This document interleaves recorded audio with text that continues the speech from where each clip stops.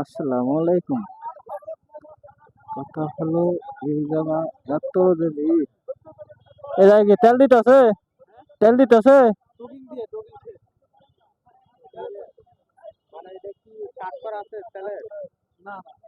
Fuel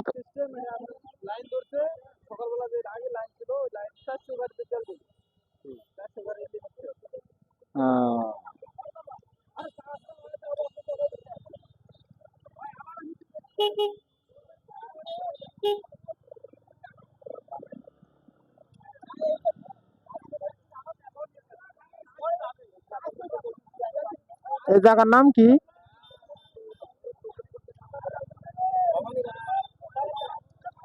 Bhabaniganj তেলের এত গেরা দেশে ভবানীগঞ্জ ফিলিং স্টেশন মানে কথা হলো আমার ডিমলা থানার চেয়ে এটাও কিন্তু কম না, বুঝছেন? ডিমলা থানা যেরকম ভিড় এই ভবানীগঞ্জ তেলের পাম্পে এইরকমও ভিড়।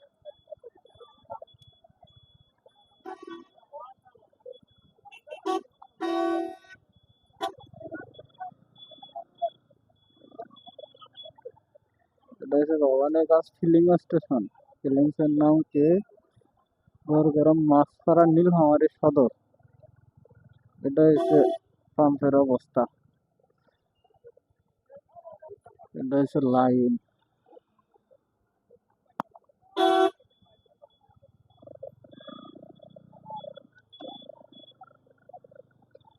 এটা হচ্ছে তেলের গাড়ি সিরিয়ালের লাইন।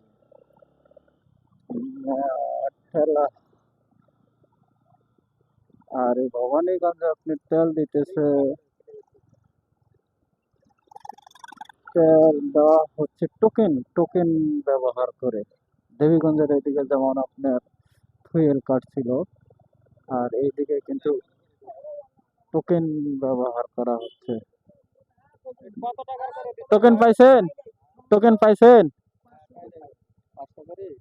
দেখি ভাই টোকেনটা একটু। আপনারা কখন সিরিয়াল দিচ্ছেন এটা? নীলসাগর 195। আর এটা দিতে তো কতক্ষণ লাগবে? হ্যাঁ? ও, মানে 500 টাকার করে দিতেছে প্রতিদিনই দেয়? প্রত্যেক। আচ্ছা ভাই, ঠিক আছে, হ্যাঁ, আল্লাহ হাফেজ। ওয়ালাইকুম আসসালাম।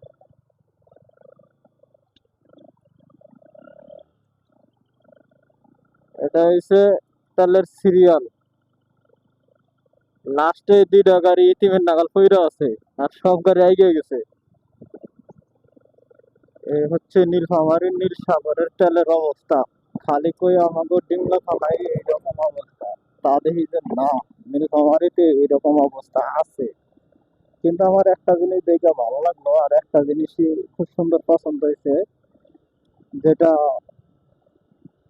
এদিকে হচ্ছে দেবীগঞ্জ, এদিকে হচ্ছে ভাওলাগঞ্জ, ওইদিকে হচ্ছে পঞ্চগড় বোদাখানা।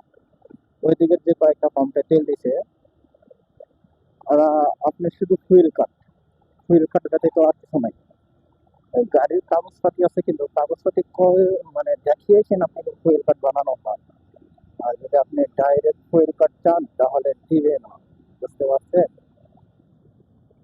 আপনি কাগজপাতি দেখিয়েছেন ফুয়েল কাট বানানোর পরে, তারপরে পাম্পে ফুয়েল কাট দেখিয়েই তেল দিচ্ছে। আর আমাদের তো আর ফুয়েল কাট নাই, আমাদের এমনিতে গাড়ির কাগজপাতি সব ঠিক আছে, কারণ আমরা এক জায়গা থেকে মানে আরেক জায়গায় ঢুকছি, এই কারণে তেল পাচ্ছি না। আর আমাদের ডিমরা থানাও সেই রকম মানে ভয়াবহ অবস্থা, যে তেল আনতে যদি আজকে যাওয়া হয়, একদিন বাদে তেল পাবো, সাথে সাথে তেল পাবো না, সিরিয়াল খাটা লাগবে 9-10 ঘন্টা। আপনাদের কোন কোন জায়গায় কে কত ঘন্টা সিরিয়াল কাটেন, দয়া করে কমেন্ট বক্সে কমেন্ট করে যাবেন। আর আপনারা ভিডিও কোথায় থেকে দেখতেছেন সেই জায়গার ঠিকানাটা একটু কমেন্ট বক্সে লিখে যাবেন, কারণ আপনার একটা কমেন্ট, একটা লাইক আর একটা সাবস্ক্রাইবে আমার পরের ভিডিও বানানোর জন্য উৎসাহিত হয়। আপনারা ভিডিওগুলো দেখতে থাকেন, আর আপনারা সবসময় সুস্থ থাকবেন, এই বলে আমি আমার বক্তব্য শেষ করতেছি। নাকি যাই হোক হইলো আর কি। ততক্ষণ পর্যন্ত আপনারা ভালো থাকেন, সুস্থ থাকেন। আল্লাহ হাফেজ।